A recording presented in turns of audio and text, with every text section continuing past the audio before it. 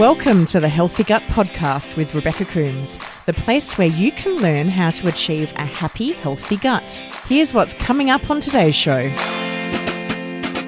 Welcome to episode 27 of the Healthy Gut Podcast. And today I'm joined by Dr. Melanie Keller. Dr. Keller is a naturopathic doctor and is a National University of Natural Medicine alumna and specialises in the treatment of SIBO and associated conditions. She participated in the development of the SIBO Symposium, the SIBO Centre at National University of Natural Medicine, and co-authored the February-March 2014 Townsend Letter article, The Importance and Relevance of IBS in the Female Patient. Dr. Keller is a current board member of the Gastro ANP, a mastermind contributor with Seeking Health Education Institute, and has a private practice based in Los Angeles, California. Her evidence-based approach addresses epigenetic influences from microbial dysbiosis, malabsorption, and environmental toxins.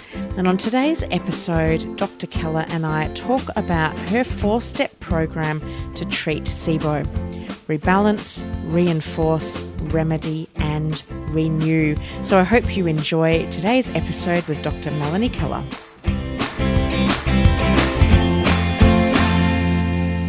Welcome to the Healthy Gut Podcast, Dr. Melanie Keller. It's wonderful to have you on the show today. Yes, thank you for having me. My pleasure. And we're sitting here in sunny Los Angeles, face to face, which is just wonderful for me as an Aussie who's normally sitting in Australia where I'm doing these interviews with all of my wonderful SIBO specialists. It's great to be here today with you. Yeah. So I'd love to start off by talking about your own story, why you came to specialise in SIBO. So that's my own story is what got me into medical school, and I attended the National University of Natural Medicine in Portland, Oregon. And for part of our hours, you have to observe another physician. It's called preceptorship, or you are a preceptee. And Dr. Steven Sandberg Lewis was on a lottery list of doctors that you could have that opportunity with. So I put in for only him. There were multiple doctors, of course, that you could choose from, but I chose to only select one. And I won. I literally won the lottery. And within that, had the opportunity to be with him during a time where he and Dr. Allison Seebecker were doing a lot of work together. He had actually just written his book on functional gastroenterology. And I believe Allison even mentions that, how she took out the studies that he mentions in that book. And at the same time, I'm also a student of his in gastroenterology. So it was a great opportunity to not only be on shift with him, but to work with him privately. And he even extended that I could stay with him and still work with him while I studied for my boards. So that was also nice. And I kept running into him and out in practice my first year, struggling with natural medicine anyone in Portland, Oregon.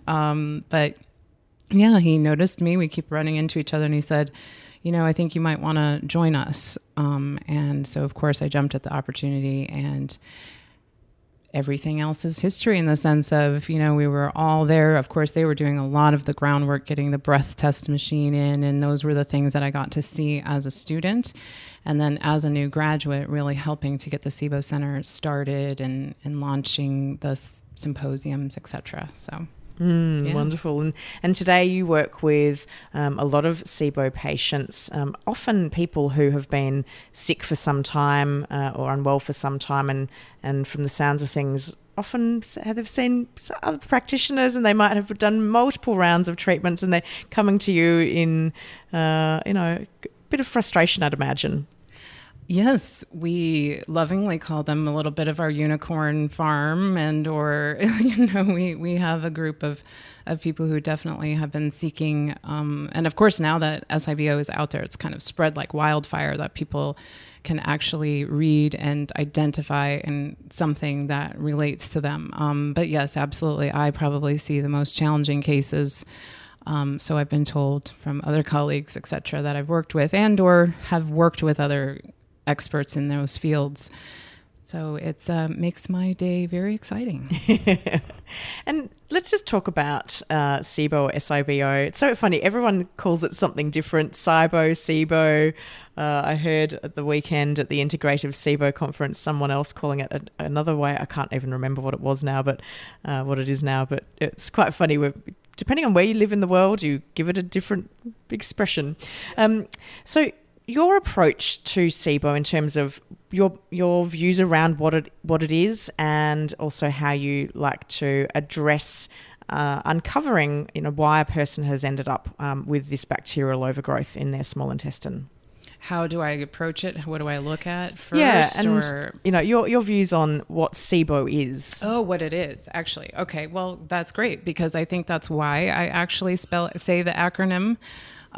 For example, I use the analogy, we don't say IBS, it's IBS. So I think that's the other piece of that I'm looking at. It's small intestine bacterial overgrowth. That is just stating a finding. And now we know that we have a breath test to identify that. So to me, it's I don't want to just say that it's symptoms, but to me, it's not technically a diagnosis yet. It is a condition. It is a state. So I want to look deeper as to why somebody is in that state.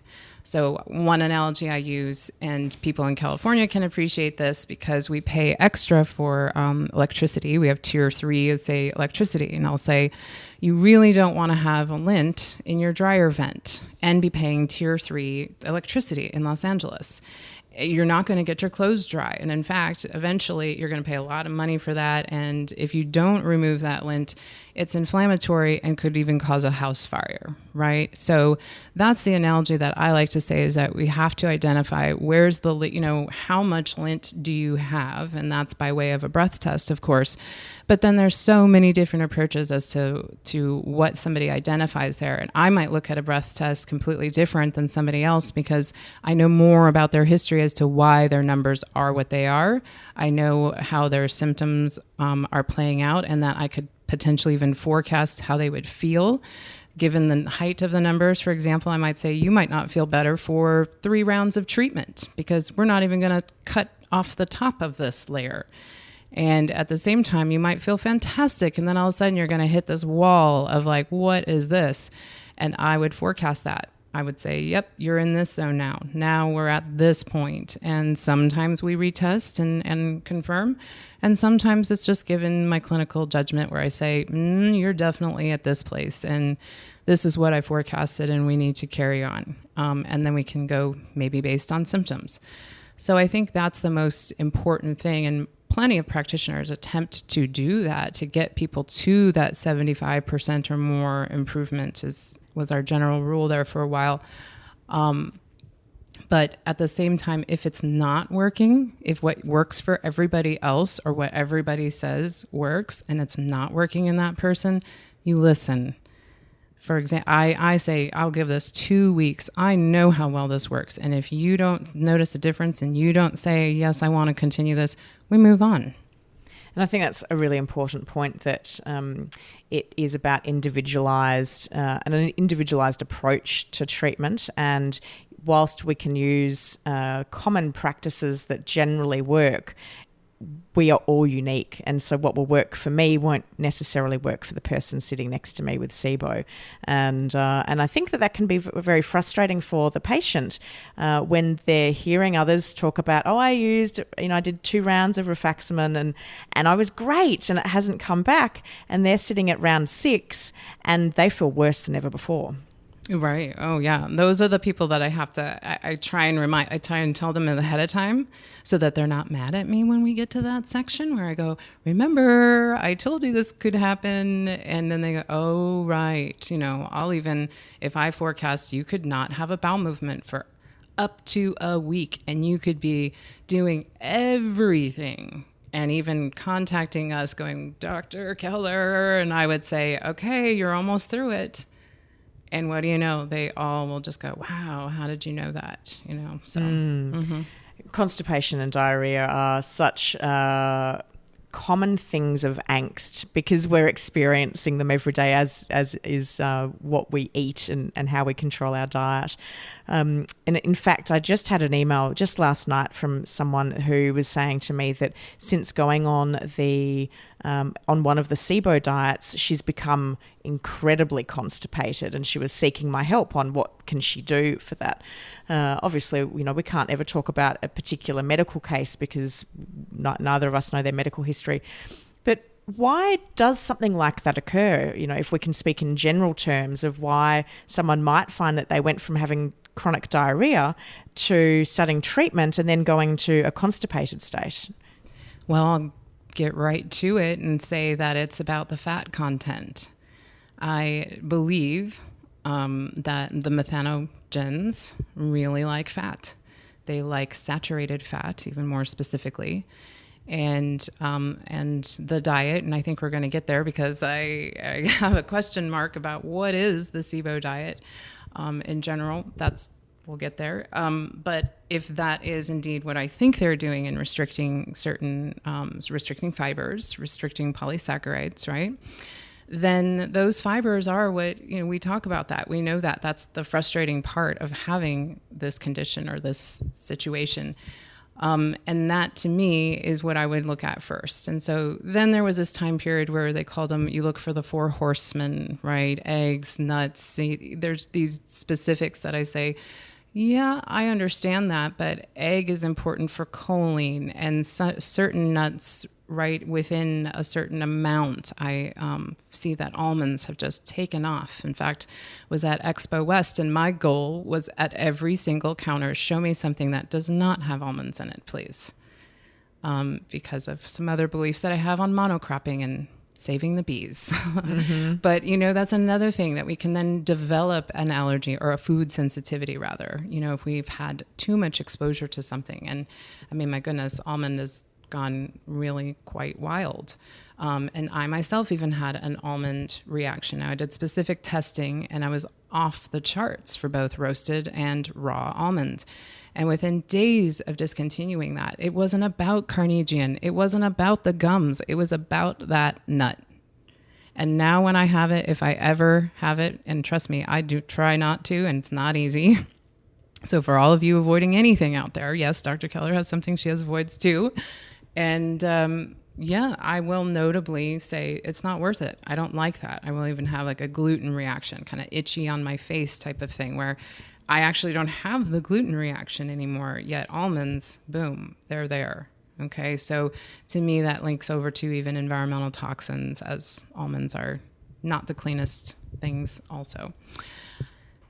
With regards to, and I'd like to delve more into diet, but I think if we start first with your approach to actually treating SIBO and how you go about it and what you address first, particularly if somebody has multiple ailments that they're dealing with at the one time. Okay, 100%.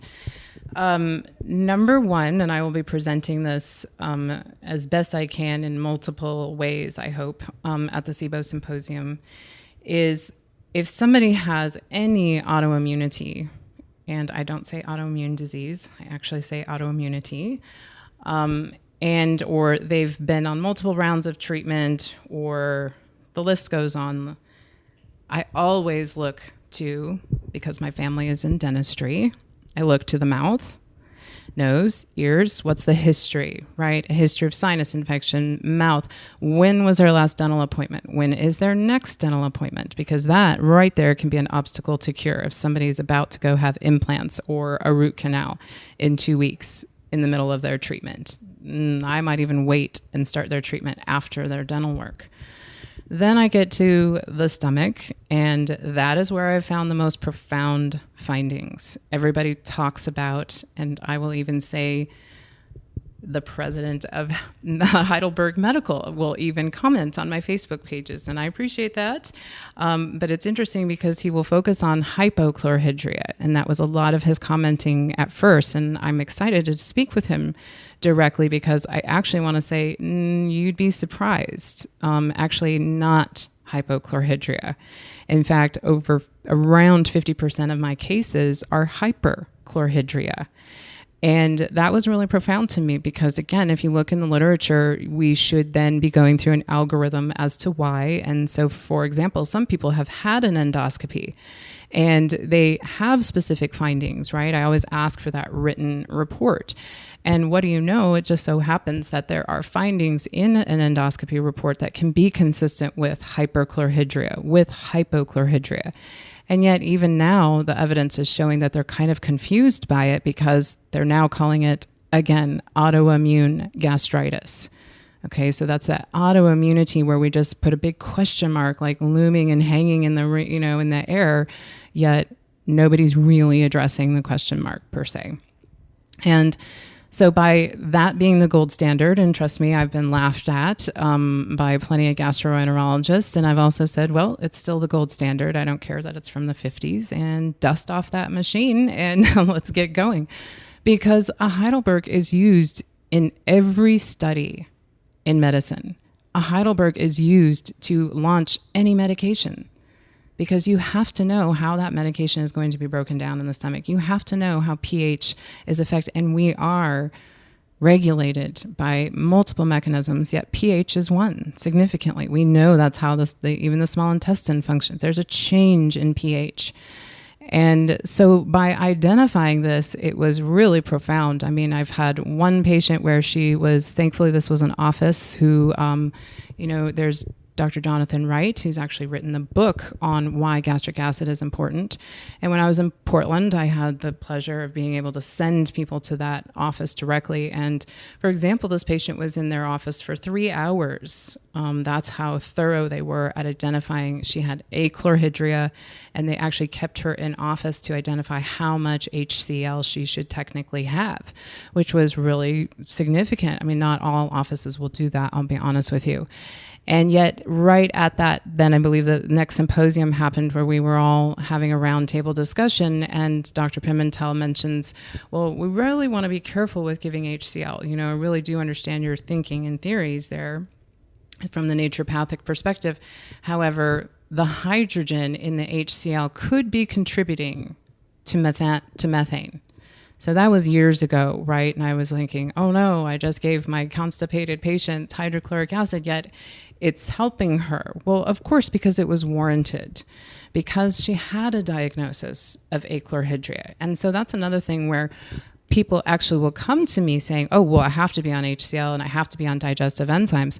And on the contrary, I have found, and that's me as a doctor saying, whoa, I got myself checked and said, okay, this person coming into me on HCl with raging diarrhea, okay, and what do you know? We identify hyperchlorhydria, clearly take them off of HCl, and do something as simple as sodium bicarbonate. Now, of course, that is also very much touching the surface because you also have to balance with a potassium bicarbonate technically. And again, we can even go further if we're doing this long term because it's about electrolytes and balancing of things. However, with baking soda in this case, this person who, like we were talking about earlier, had fear of being in a vehicle driving to work, sitting in any type of traffic, right? Going from that to even in their follow-up questionnaires, could this be from baking soda? I can't tell you how many questionnaires we have follow-up saying, I can't believe this is from baking soda.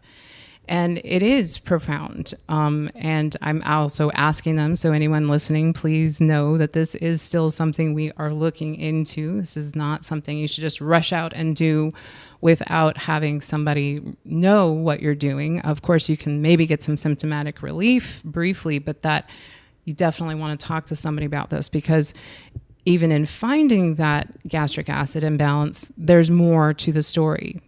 I need to look at why. So there's testing for the parietal cells. Those cells make gastric acid. There's antibodies to intrinsic factor. That has to deal with how we process B12. And again, that happens in the small intestine. So we're going to get to the importance of that as well. Those are all things that if we didn't identify them, and again, I'm going to really be able to show this, that there was a huge piece missing. In fact, and I'm not going to go so far as pernicious anemia, but borderline pernicious anemia is actually quite rare. However, I have over 7 cases just off the top of my head that have positive antibodies to intrinsic factor, if not intrinsic factor, but both intrinsic factor and parietal cells. And again, this is an autoimmune gastritis. And my question is why? And so I also look on the other side from the endocrinology. I also look at the liver, of course, and genetics / epigenetics. Now, this is incredibly, I don't want to say possibly controversial in the sense that it's so dynamic. There's no one particular frame that I ever see of a human being because, of course, we're constantly in motion. However, that can be such a significant piece regarding their history and or even just a simple supplement that can give me significant information to say, well, again, I know that there's evidence about this, let's say folate, for example, or folic acid. However, it's just not time for that right now. Your body's not absorbing anything. And so that's the biggest thing in terms of we start in the stomach, and after we leave the stomach, it's the next piece, and that is the pancreas, the liver, the gallbladder, and of course, bile is also a very key piece here. So it's a really broad investigation from top to toe, really, on what's going on. It's more narrowed in the sense that if you have broad issues, to me, it's narrowed. Like, look at this. Look at the stomach. Look at the mouth. Okay. Are you chewing? Are you chewing? Are you anxious when you eat? Are you analyzing? Are you worried? Are you already thinking about the symptoms as you put that food in your mouth? Think about that. Because honestly, I would love to share how we were, I was going to be actually doing Heidelberg's testing at the SIBO Center, and Dr. Seebecker was our demo person as we were going through how to do this, and she was so great about it. But she's sitting there and she's interested in what we're doing, but she's the patient, right? So she starts taking notes, and we watch her pH shift, and it's just like, hey, wait a minute, can you focus and take a deep breath and get back to it? And what do you know, we watched her pH, so she reacidified just perfectly. Just the stress, just that interest, we were able to see a change. And it's true, even from there's studies that show from us not eating, there's a percentage of people who will go achlorhydric or hyperchlorhydric. So that period of fasting, right? But people do that because they're just afraid to put food in their mouth. Or people do that because they actually have hyperchlorhydria. If you have hyperchlorhydria, your stomach doesn't want to empty. So these are even people who are kind of wasting away. They are hungry, they're famished, but they can't eat much. Their stomach doesn't empty. And again, I can think of another case off the top of my head with just from baking soda. He's in Canada saying, Dr. Keller, now people are envious of what I'm eating. They're looking at my plate and going, oh, I want what you're having. And that, I just got choked up from that. That was just amazing because this person was very underweight. And so to hear them talk about eating 4 lamb chops and and feeling like they weren't even full, and oh no, what about my migrating motor complex? I say, you have at it. You wake up in the night, you're hungry, I don't care, just eat. Yeah, because your body is just now getting food and nutrients for the first time. And so yeah. And I hear from people that are in that state quite frequently that they are really wasting away. In terms of testing for all of this, are there multiple tests that you will do as your baseline when you commence working with a patient? Absolutely, yes. We offer that information to patients, new patients, so that they can identify what it is, see financials, etc. Mm-hmm. And I think that's one of the challenges, that there is an expense to treating any kind of illness or condition that's going awry in the body. What's your what's your guidance or recommendations to people that are like, I just can't afford it, I've spent all this money? What are your views on that, on how we are to attain health and test correctly?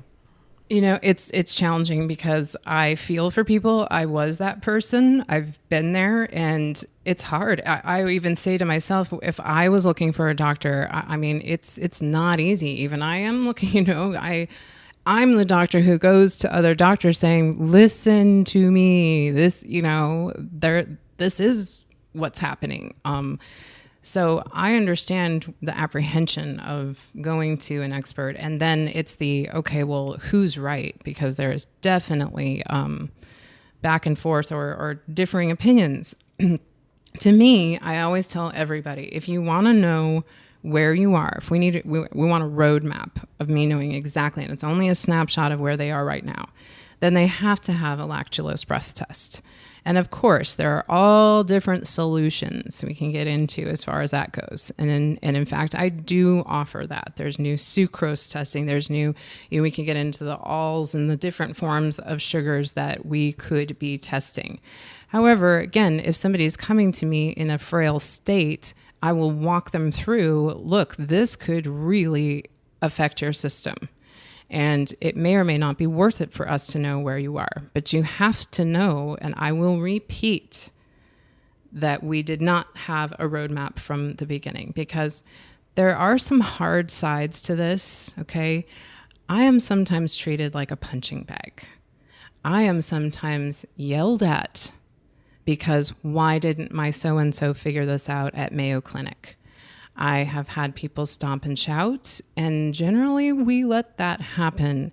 But I also have to set boundaries, because I will also have somebody argue with me or debate with me, and that's just not the right fit, because I understand where they are and they're not ready.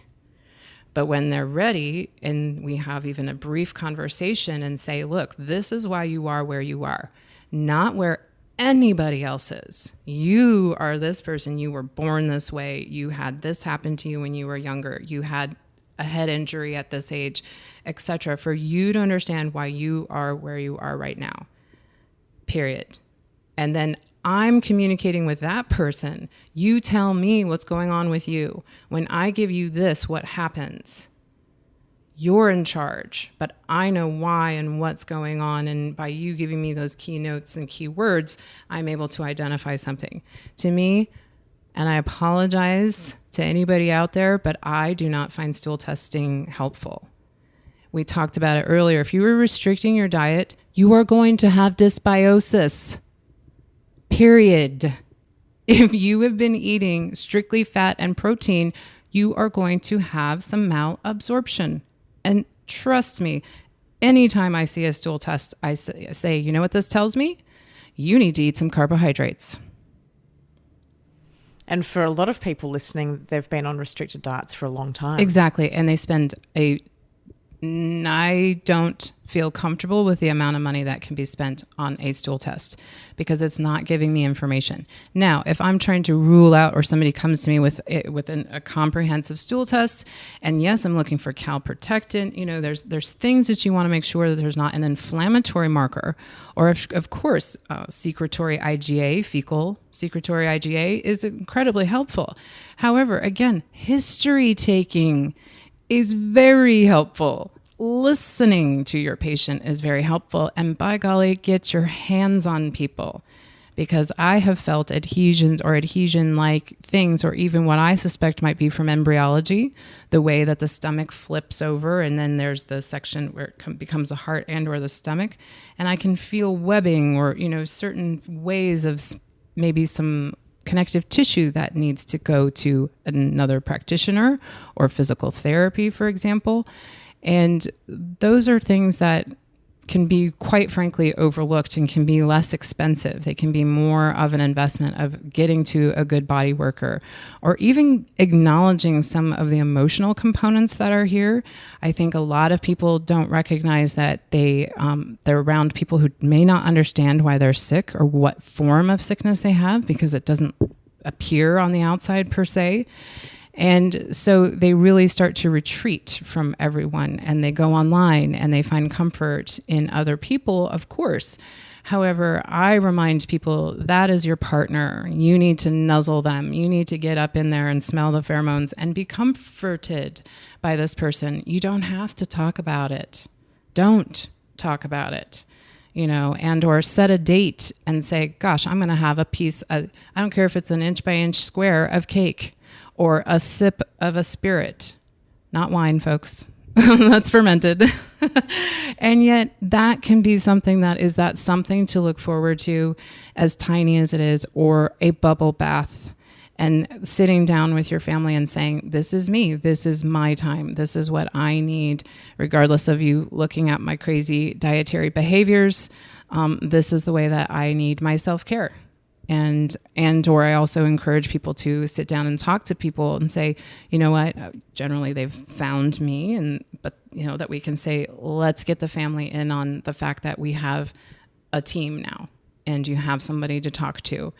So those are probably the first steps that people can take. Of course, I really appreciate emotional freedom technique, or tapping, as it's also known, that actually has really great evidence for reducing cortisol levels. They have studies using it in PTSD. They're actually open to that with the U.S. military.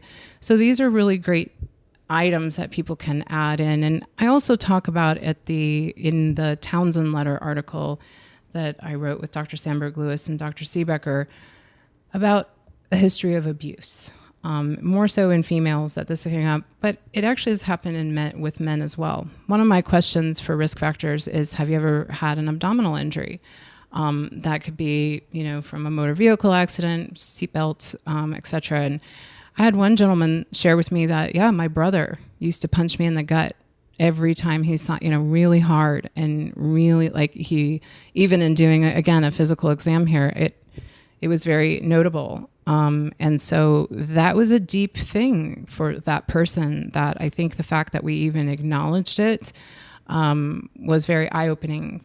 And I didn't even necessarily think that, right? But there are multiple things that, again, if it's not asked, there's that history part, then you wouldn't know that that's a key piece of even just an emotional side of things.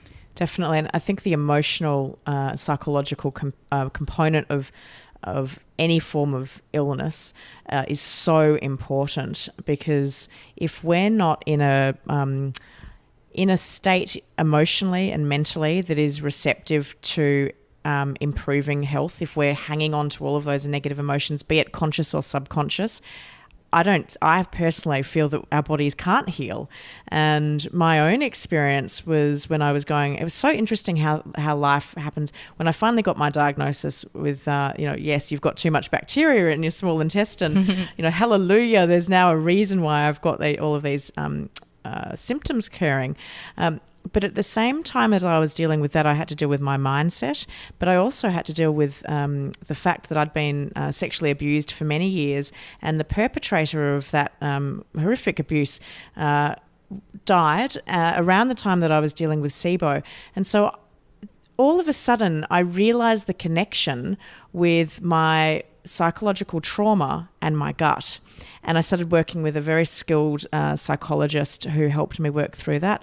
And so much of the emotional release was coming from my gut. But only when I started doing that work and started working on my mindset and really doing, focusing on what I could do with life, not what I couldn't do, my healing sped up. So I'm passionate about psychological and emotional aspects when it comes to recovering. Wow, that is so touching, and thank you for sharing that. It means a lot to me that you felt safe to share that with everyone here. Yeah. And it's so important and so personal on that level of that connection you made, and it's actually something that you could recognize the healing process. And I'm going to hopefully get through this very well, but I'm actually experiencing some crushing grief myself, and how interesting that you're absolutely right. Of course, my symptoms have kind of popped up, probably not anywhere near where they would have, I would say, even a year ago. But I can definitely, and it's the stress, right? It's this stress component that can really rock our bodies. But again, thankfully, I kind of recognized that and said, oh, okay, make sure heal thyself. Yeah. And I'm sorry to hear that you're going through some grief as well. And it's a nice thing that happens, even though grief is not nice, is that when we have evolved in our own awareness, that we can now, that you're in a position that you've just said, and I know that I am, that when those experiences now happen, I now understand so much more. And so I can cope with it a lot more. And I don't beat myself up like I used to. Yeah. Now I'm like, okay, this is the period of time that you're going through. Yeah, I'm human. Yeah. Have a human experience. Exactly. Have a human moment. Wow. Accept the fact that you've got some inner turmoil going on. So your digestive system may not be its optimal happy self. Yeah, I didn't eat for days. I was, what day is it? What have I eaten? And exactly, just kind of that. And we can't be perfect 100% of the time. And, we strive for perfection in so many areas of our life. But what I think we should be doing is just giving ourselves a big cuddle sometimes and saying it's okay. And you know what I actually say when I say to actually eat some carbohydrates, and people will stare at me at these big eyes, and I say, yes, I'm the doctor encouraging you to try some potato chips. And yes, try the coconut oil, the avocado oil, the whatever oil, try them all. And then I'm the doctor that's saying, yes, have that rice, or, and they just can't even believe it. And I know I've had people who say it might take you a week to take that mouthful. That's okay. Just do it when the time is right. And yes, you might have some symptoms, but honestly, I have more people that say, so I was hearing these cravings, and the cravings would come from, I've heard, I ate an entire box of Lara bars, right there with nuts and dates, to I ate an entire jar of cashew butter. Like, these are like, I'm the priest, like they're confessing to me. And I just say, that's okay. That's great. You gave in to what you wanted to do. And I actually believe there's microbes calling us to do those things. Mine call me to eat gummy bears and worms, the organic, of course. But yes, I welcome that. So when I hear that critter, I go, yes, bring on the gummies. But of course, I only get the small pack. And interestingly, I can feel better now. Whereas before, I would have thought, never, not ever, maybe that one movie, if I was going to a premiere, would I ever treat myself to a gummy thing ever again? Oh no, that is not out of my life now. I can actually sit down and have a gluten-free piece of pizza and lose weight. Yeah. That's right. We've talked about how you uncover some of the underlying reasons for why bacteria has overgrown in the small intestine, starting at the mouth and looking at the pH of the stomach. How do you then go about working out a treatment plan for people? I think from the people I hear from, it seems quite rare that they only have an overgrowth of bacteria. They seem to have a multitude of other things that are going on in their system. So how do you work out what to treat and which one to treat first? Sure. And I know there's another, even Kalish, I'd say, talks about Dan Kalish, and the people who are trained there look at the, what I and most people refer to as the triad, the thyroid, adrenal, gonad triad. And at least it's my understanding that they look at, or are also trained to establish that, get that foundation stabilized first. And that is 100% where I'm definitely looking at right now in terms of, I look at the stomach. If there's dysregulation or, it's imbalance in the stomach, I will tell people we will focus on that. Again, I have my 2-week kind of set points. I'll say you could feel better in 2 weeks. It could be 30 days. We could really kind of, again, it depends on the state that they're coming to me in. Although I recently had someone that I thought might take 30 days, and within 2 weeks, it's just phenomenal to watch, to read the follow-up questionnaires, and they enjoy that as well. So sometimes that can be, I know that sounds profound, but just addressing gastric acid, I will give it at least 30 days, sometimes up to 60. And then with gastric acid is bile. And so I am using ox bile often. And say, for example, I might not necessarily know, but this constipated patient, this is happening in quite a few cases now. They're balancing their gastric acid. I will not get specific on that. They're balancing their gastric acid. They begin to titrate up some ox bile, and suddenly they're having profuse diarrhea. Here are some keynotes. It's usually acrid. There's usually burning at the rectum. For some reason, they don't mind this diarrhea. Everybody will say, well, it got really bad, and they're usually increasing their ox bile to a certain point, and then for some reason they'll either stop or kind of back off, but they'll still have this diarrhea. It's controllable somehow, but they feel this burning, acrid, these keynotes of, and even possibly having the sulfur smell. So I just go, fantastic, we finally got those guys. And, I'm excited to know that we'll be able to measure hydrogen sulfide here in the future, very near future. But at the same time, I just go, and that little critter is really a challenge to treat, yet very responsive, at least in my opinion, thus far, to ox bile. So it is very interesting in terms of, I see a completely different response than when it's methane reduction. And everybody welcomes it. Everybody says, all right, well, I'm just going to stay right here. I can handle this. And they kind of go through, like I mentioned earlier about that 10 days of constipation, maybe they kind of go through this once the burning ends, once the something, there's all these like things that start to dissipate, that they then feel significantly better. Oh, mind you, while they're having this diarrhea, they are feeling better. They are feeling much better, and they kind of start to crave some carbohydrates. And so that's when they might, again, need to hear a little green light from me. Let's talk about food, because food is one of those things us SIBOers can get obsessed with.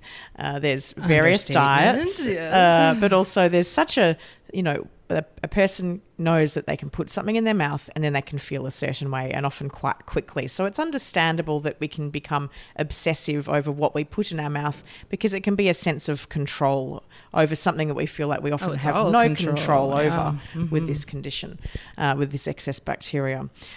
What's your approach to food consumption with treating SIBO? No, and people aren't going to like it, but I'm going to say I throw it all out the window. Anything and everything. I offer testing, of course, because I actually found it very, very, very helpful. Down to, and if somebody comes to me, they have inflammatory bowel disease. Again, this particular testing looks for other components like transglutaminase, for example, or shrimp tropomyosin. These are inflammatory things and markers. Or, for example, I reacted to beta glucan. There are gums that are also tested in this testing. And so I thought that was really interesting. Now, at the same time, I had the pleasure of being able to speak to the person who developed a lot of those testing. And I'd say, hey, do you think it's possible that there's a cross reaction of the bacteria producing these reactions to food? And he looked at me and he said, okay, now we do have a new test that's out that's all about pathogens. And so I thought that was very interesting, because I do also, again, look at that and yet also ask myself, do I need to identify the microbe? Because they all will respond to a specific environment, which I mean is estrogenic or catabolic versus anabolic, really. So in terms of restricting carbohydrates, for instance, or eating carbohydrates, so Dr. Mark Pimentel has been recorded as saying to feed the bacteria, and that creates an enormous amount of confusion. Oh, let me tell you why that happened. That was another one that spread. Okay, so we all have to consider that Dr. Pimentel was coming to Portland, Oregon for the first SIBO symposium, where we had every detail, even down to the food, right? And he was a little bit like, whoa, I have a different population. That's all he was saying. He was just saying and sharing with us, look, my population is a standard American diet. I'm not going to convince them. And nor did they want to. Again, they had that research aspect. They see it and they say, absolutely, you could restrict that and get symptomatic improvement. And at the time, that's what we thought we wanted. Yet now, and I know because of, and I'm going to go ahead and say it, borderline orthorexia that has been spread, trending, if not straight up orthorexia in some of these cases, that just has to stop, because everybody is grasping for, and quite frankly, even my patients, they can speak to me and inevitably a blogger will send something out. And what do you know? I'll have the same question from 10 people. Now, meanwhile, they're right in the middle of treatment. I know exactly where they are. I know exactly what's happening with them. Yet they still will get romanced by that podcast and or something that's come out. And it's always generally a new product that's going to fix everything. And that's my challenge. And that's why every follow-up questionnaire says, what are you taking now? Down to the spirulina in your smoothie. Let's talk about it. And you don't have to hide. Again, something might work for somebody else, but oftentimes people have then said, oh, right, no, I did add this, or I increased my coconut oil. What do you know? There can be some real key things that I just say, I know that that's out there, and it's heart-wrenching to be the one to deliver the news sometimes. But I really focus on what is your family? What is your budget? What are your ethics? What do you care about? What's in season? Sometimes I really want to stay local, and sometimes I really want some raspberries, even if they're from out of country. But, that's for me. And, but I always will try and direct people to non-GMO, organic, whenever possible. Of course, that also has to be within your budget. But I look at those things as part of your health/life insurance plan. And we do the best that we can do and look at dirty dozens and such and whatnot. But yeah, I really try and throw everything out the window, and that can leave people spinning for a while. And then at the same time, it can also throw them into a liberating celebration of life. And food should be celebrated and enjoyed. Absolutely. It is our nourishing life force. Like I think of that, the lamb chops. Dr. Keller, I'm eating these lamb chops. And it's my own views and journey around food has evolved so much because when I first discovered I had SIBO, I was definitely orthorexic with my food. I had experienced an eating disorder in my teens, and it was a major trigger in terms of control, because suddenly I had permission by my practitioner to control my food, and I became obsessive over it to the point where, it caused a lot of arguments with my partner, and my partner and I even broke up for some months because I was probably an absolute nightmare to be living with. Yeah. And then when it came to reintroducing the foods, I was the excellent, most perfect patient on compliance with the SIBO biphasic diet. But when it came to reintroducing foods, the fear I felt was overwhelming at reintroducing higher fiber or higher carbohydrate foods. I recognized I was very, very conscious of how I was, and I was working with my psychologist at the time around my control with food. And so I had the support of a qualified professional, which was great, but I was also I was very conscious of my behavior and really watching it for signs that it was developing into bulimia, which is what I had experienced in my teens. And it didn't go there, which was great, but I was very conscious of it. Now, 2 and a bit years on from my from that original breath test, which showed my hydrogen dominant excess, and 3 cookbooks later, I actually have really evolved my thinking. I think that it can be great to have a reduction of certain foods for immediate symptomatic relief, which can be really beneficial psychologically. But now that I can eat almost anything that I want within reason, and I really choose to eat whole foods, locally produced where possible. I don't want to eat processed food as a general rule, but I've been traveling these last two weeks and I've eaten a lot of processed food because I've been on the road. I can now do that without experiencing the pain and suffering that I once did. But I think it's really important for us to get back our love and passion with food and to eat as broadly as we can from a variety of food groups so that we can be getting the best nutritional value possible. And I'm not a nutritionist or a doctor. I'm just a woman that has developed this view from my own personal experience. And I think that the guidelines are great, but I think the most important thing is we get back to eating as broadly as possible, as quickly as we can. Right. Well, I think you said it. I mean, and I said it every single SIBO Center meeting. It's a guideline, not a rule. Definitely. And I hope that anyone listening to today's podcast does remind themselves of that when they're going into that zone that I know oh so well, which is, oh, what does the list say? Oh, you know what? If you really want to eat something, why don't you, like you've said, Dr. Keller, why don't you try a little bit? Plan for a little square, a little inch by inch piece of that. If you are dying to have it, well, have it. See what happens. Oh, you got to have it. Yeah. That's what I say. I say, have at it. And now I listen. I'm excited for confession. I'm like, ooh, what was it? What did you have? You know? Definitely. And it can often be quite liberating. And I found that when I was going through treatment, I was having foods that weren't on the biphasic list. So I didn't know whether they were compliant or not, so I just ate them and I was absolutely fine.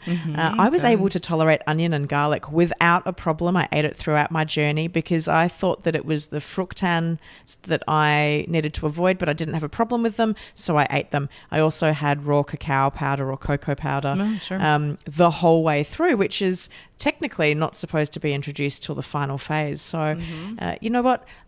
I think it's good to be able to experiment. That was so great because you also just shared how stringent you can be, yet you did give yourself some leniency, right? Because again, I know that I've had SIBO since I was a child, and it's the, always having been heavier. And every time you go on the quote unquote diet and you're doing everything right, this whole calories in, calories out. Okay, well, why is it that I'm eating 1,500 calories and still gaining 3 pounds a week?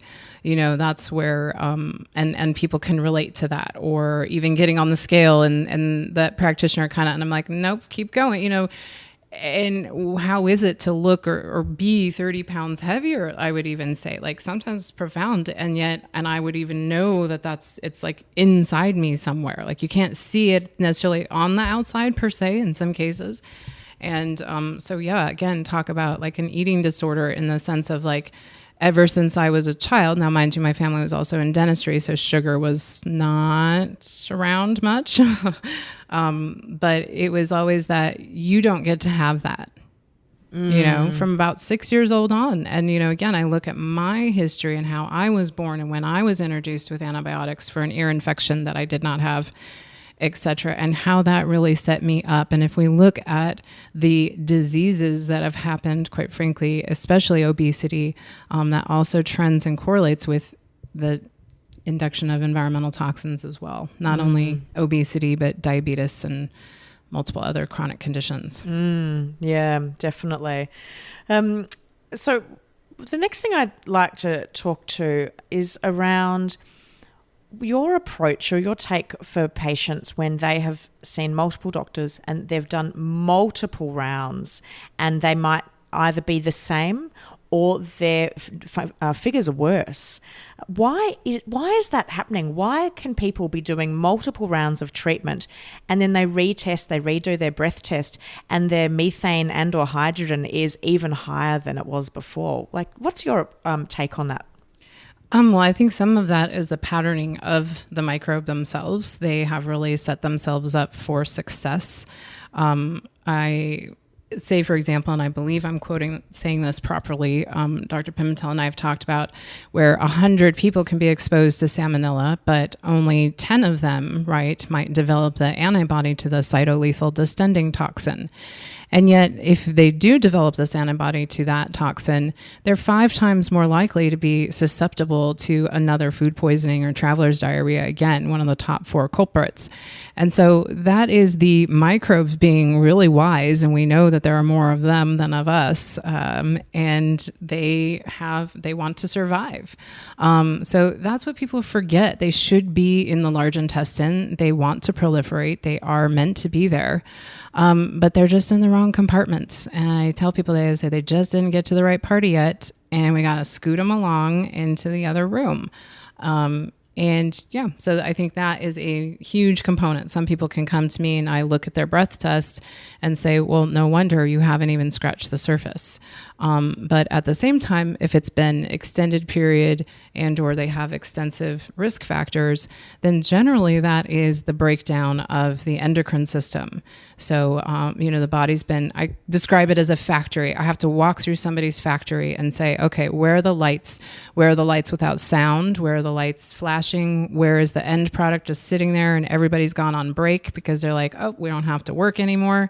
Who's out back smoking? I mean, I look at the whole factory and say, what in the world is going on here? And within that, I'm able to then say, well, you're not going to get anywhere, quite frankly. And unfortunately, those are the people that I do see because they have been so broken down. The body has been waving flags and screaming alarms for quite a while that it finally just gives up. And that's the adrenal glands predominantly. And the thyroid is kind of within that. Again, it's a triad. They start to I don't know how many women have maybe seen their cycle shift. I used to see when I could get rid of the overgrowth that the cycles would come back and la-di-da, even polycystic ovarian syndrome. What do you know? Doesn't exist anymore. I was diagnosed with that. I don't have that. Back when I was 16 years old. So again, that's an estrogen. That's androgens that are dysregulated. And when we have androgen disorder, that can lead us into a catabolic state. And that's predominantly what we're seeing here. Again, the body has been screaming for ATP and energy and mitochondrial, and it's not going to get it from a B complex. It is not going to get it from a glutathione push. In fact, in some of my patients with their genetic and epigenetic tendencies, that's the worst thing for them. Or superoxide dismutase, you name it, that is supposed to be the fixer-upper, it might not in this person. In fact, it might even create more of a havoc. Now, whenever that havoc happens, I'm generally saying that's giving me information. So somebody actually feels safe because they say, this is what happened to me, Dr. Keller. Can you tell me what you think is going on versus you did this to me, Dr. Keller, or everybody gets these done. What's wrong with me because I didn't react properly to glutathione? That wasn't the wonder thing for me. In fact, I feel miserable from my intravenous nutrient drip.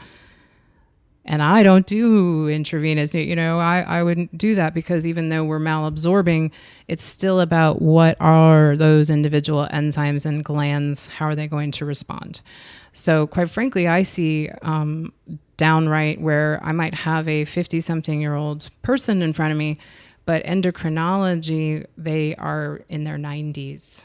Their body is really that far advanced and said, you know what, you just haven't heard me. So I'm catabolic now. I'm breaking stuff down. I love your analogy of the factory. I think it's really great visually of thinking about where people are on smoke break and who's left lights on when they've left the room. Where are the people joining who's forces? On the internet, right? Checking Facebook versus. But also just that comment about these bacteria are supposed to be in the large intestine or the colon, and so their job is to grow and populate. And I think that might hopefully provide some comfort to people that, just because you might see your numbers go up, well, don't feel so bad about it. Don't feel so hard on yourself that your numbers have gone up because these little guys are just doing their job. Exactly. And for example, I will show them somebody, if they have a 3-hour breath test, I will show them, look, you don't have hydrogen in your large intestine. Look at how long you've been restricting your carbohydrates. And so I have really great, actually multiple breath tests where I'm able to show this person started eating carbohydrates, yet the hydrogen came down in the small intestine, and yet the hydrogen went up in the large intestine where it should be, and the person feels good. Let's talk about methylation. It's something that is really starting to do the rounds in the forums, on the chat forums and all the rest. I'd like to start off with, let's start at the basics for the listeners that don't know what methylation is, and then why methylation pathways are something that we should perhaps be thinking about in when we have SIBO. Sure, and I'm going to be very careful not to get into a 3-hour lecture zone in the sense that when we think of methylation, think of DNA.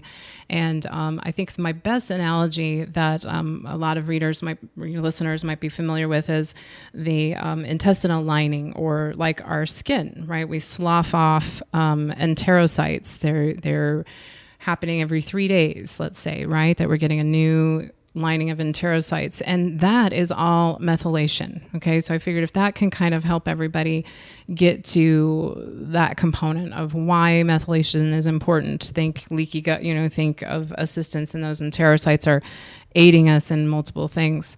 And then we look at the folate cycle and the methionine cycle as that relates to methylation as a whole for biochemistry. And of course, if we're looking at a Monet painting of this, we are looking at the pinpoint top of a head when we're looking at the biochemical components here. So let's all try and keep that in mind, just like how we're isolating down to methane and hydrogen. There's more to that story that will continue to unfold. There's more to the glucose and lactulose. So again, please take into consideration anything in those steps that I'm saying here, because MTHFR, which gets the claim to fame, and many people now, there's more, even conventional medicine is looking at this marker in cardiovascular and rheumatology, which is fantastic. But that's also just one enzyme. There are some enzymes prior to that in this pathway from folate to reduce to the MTHFR, and there's multiple steps there. And so I might say, sure, you might be heterozygous or homozygous, but what is the step before that? And that step actually requires a significant amount of ATP. And that's one of the first components of the folate cycle. And so ATP is that energy of the cell. And I also happen to know for sure that the environmental toxins are what's also disrupting the cell. So that's one of the things when I'm looking at that catabolic state, and there's a way to actually calculate what's called the free androgen index. And I'm able to show my patient if ideally the index should be 1, let's say, and I can show them and calculate out, you are 0.000, sometimes 0.8. Okay, that gives them a frame. They say, and I say, when we get to this 0, when we drop a 0, you could feel much, when we get up to 1, you will feel like Humpty Dumpty is put back together again. Okay. But the steps that get us there are sometimes challenging. So the methionine pathway is where we're looking at methylcobalamin and just all the cobalamines. We're also addressing homocysteine, and then the CBS enzyme also has that claim to fame. And again, it was great information in the literature, and now we just have more information. So sometimes it's like, yep, we want to always make sure that we're expanding our knowledge and not just making assumptions that because we have elevated homocysteine, we give blank, blank, and blank. We now do have access to more information. So the importance of, for example, the folate and B12, these are all components of phosphatidylcholine. And phosphatidylcholine is 70% of what bile is made up of. And that actually uses 70% of methylation. So to even create bile from phosphatidylcholine, we need folate, B12, and choline. So that's where I jump in on methylation. It's all about bile. But you see how I have to kind of say, okay, I have to take the long trip to then hone in on a bit more of a specific item. And that does not mean that I supplement with phosphatidylcholine, although I do and have sometimes. I actually I look at that factory and say, I don't want to give the end product because everybody's on break. I got to give the assembly line some work to do. And so it just so happens that SAMe, which is also a cofactor for the COMT enzyme, that is a part of this methionine cycle. So those are components that I look at because COMT enzyme relates to how we process estrogen, for example. And how does one know if they've even got a methylation issue happening in their body? What are your markers? Oh, sure. Well, I use a salivary marker from a pretty well-known company. 23andMe is out there, and there's even this Ancestry versus 23andMe, and it's my understanding 23andMe gives more specific data that I utilize. I take that raw data and I'm uploading it into the Strategene report, which is through the Seeking Health Institute, Dr. Ben Lynch, who is a cellular microbiologist and my super nerdy, I'll call him a friend in the sense that he has helped so much with the amount of information that he isolates down to what has evidence. And I feel very confident with that because I used to sit down with 45 pages of different report options that are out there. And trust me, that was mind-boggling. And even now I'm still at a report that has 19 pages. It's still mind-boggling, but it's actually a lot of fun. Yeah. And so are there certain symptoms that you can look for that would indicate that there is a methylation problem in your body? Symptoms, more specifically? Not necessarily. I generally will start, my biased opinion is because I see over 80% of people have a methylation, so that's where, again, but that's my population. And again, then that's within even just that first marker, that MTHFR marker. So then when I look deeper behind the curtain, I call it, and I'm looking at these other enzyme pathways, MAOA and B, and the COMT enzyme more specifically, that's where I get so much more information. They tell me about that IBS serotonin drug they were on, and I'll look at it and go, oh, well, no wonder you're homozygous at this place, and that's why serotonin reuptake inhibitors made you worse, if anything. Yeah, it's interesting.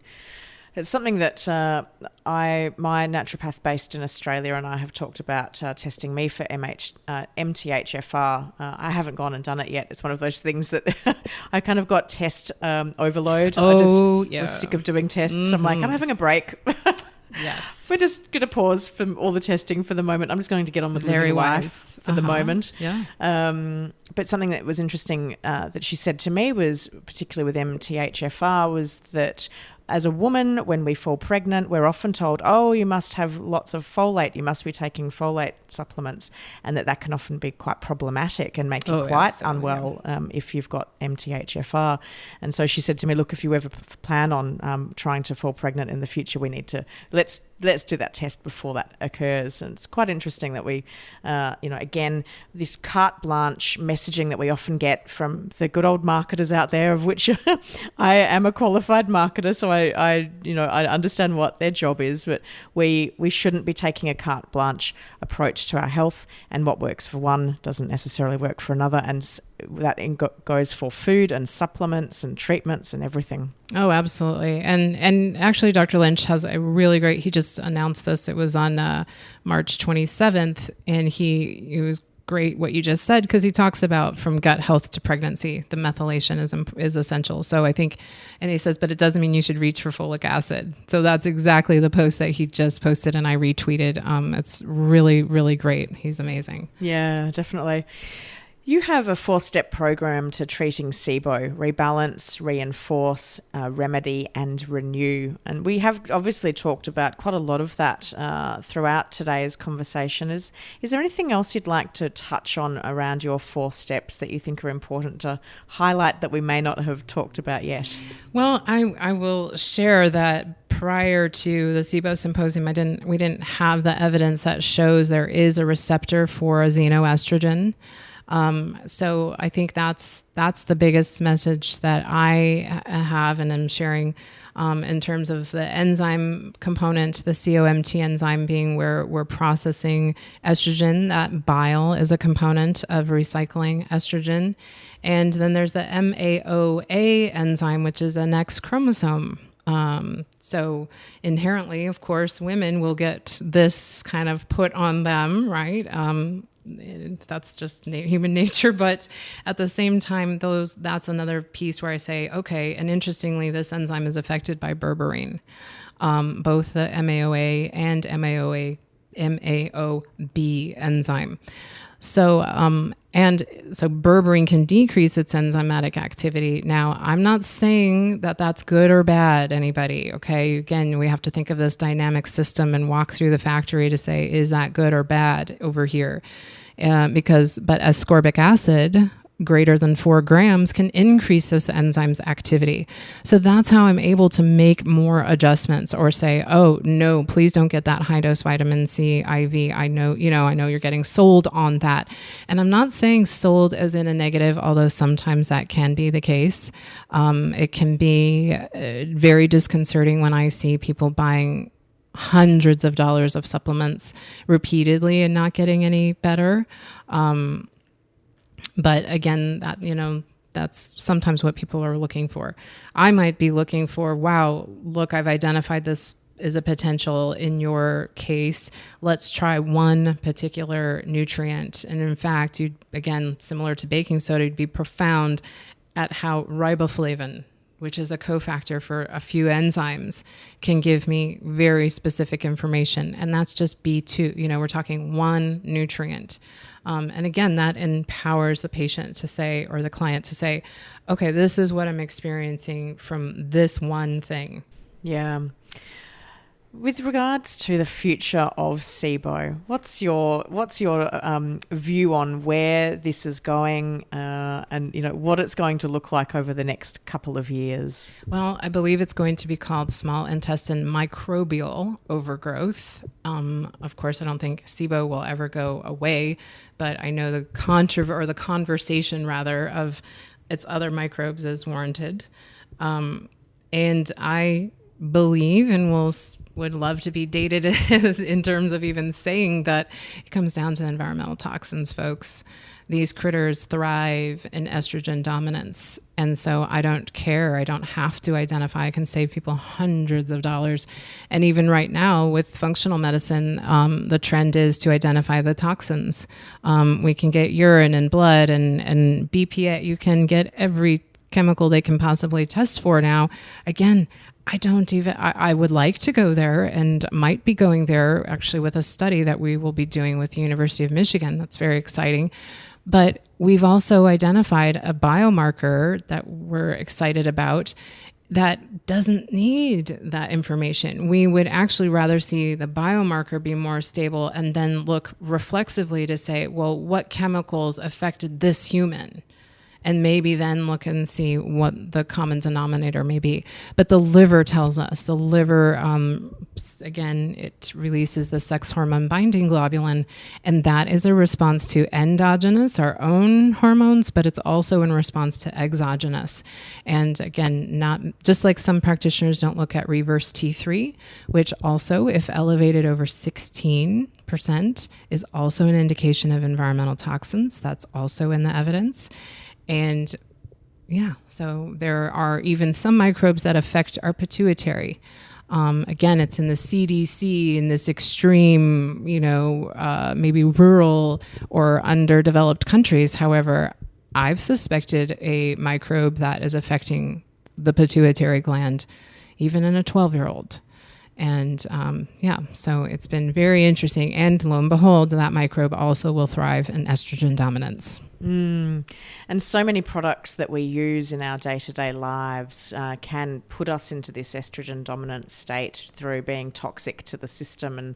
And I know that I myself have cleared out a whole range of things that I was using. I've changed the types of lotions I've used on my skin and my makeup and my shampoo and conditioner and my toothpaste and everything has really, I've just been looking for products and now use products that have less and less toxins in them. Are they the best thing I could ever use? I don't know, because it's all what we know today. Exactly. But at least I'm trying to reduce the load on my body than what I used to do some years ago. Oh my goodness. And I again, just recently, with somebody where they go, oh no. And I'm like, I'm not judging. It's what I was there. I took it step by step. You finish out your detergent and the next time you buy it, you buy a new one. You don't have to go and clean out the house, right off the bat. Everything has to be within, Yeah, and I took about 12 months to change things out. Nice. So I did the same thing. Every time I finished something, I'd switch it out to something else. And not every time that I switched it out to a new product was that product very good. So you've got to try, but I didn't want to spend a lot of money, so I just did it every time a product ended. And now I've got better products in my drawers, but I'm sure that in 5 years' time I'll look back and go, oh. But I think, as our knowledge and understanding of the microbiome and our gut and the toxins in which we live are exposed to and live with every day increases, that can only improve the outcomes, I hope, for health. Yeah. Well, I mean, there's a study showing the glyphosate affecting the migrating motor complex, like specifically phase 3. So on one hand it's sad, but it's also exciting. It is.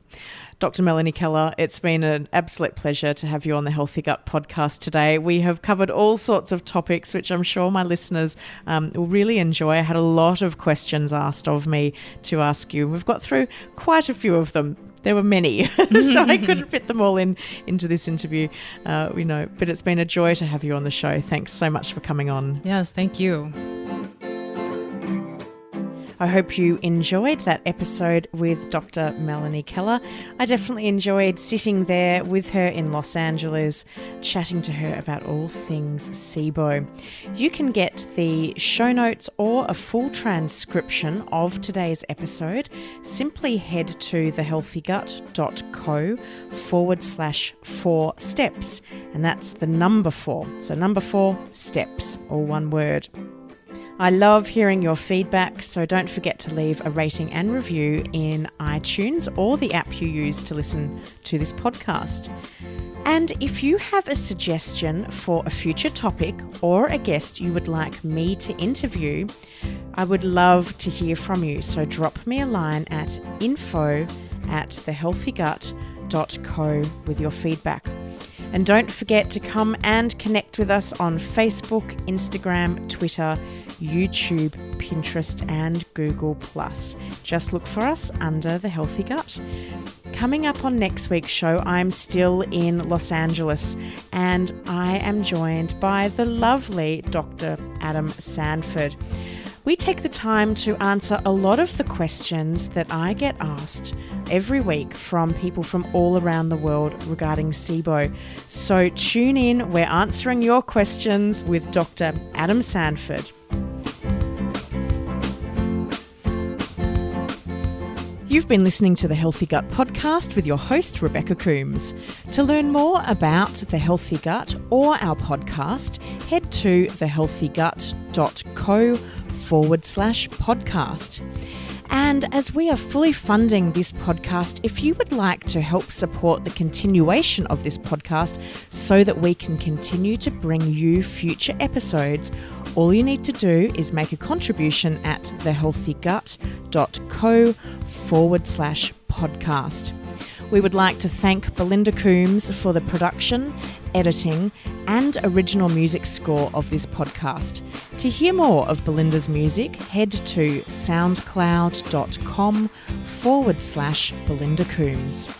The Healthy Gut podcast is a production of The Healthy Gut. Thanks for listening.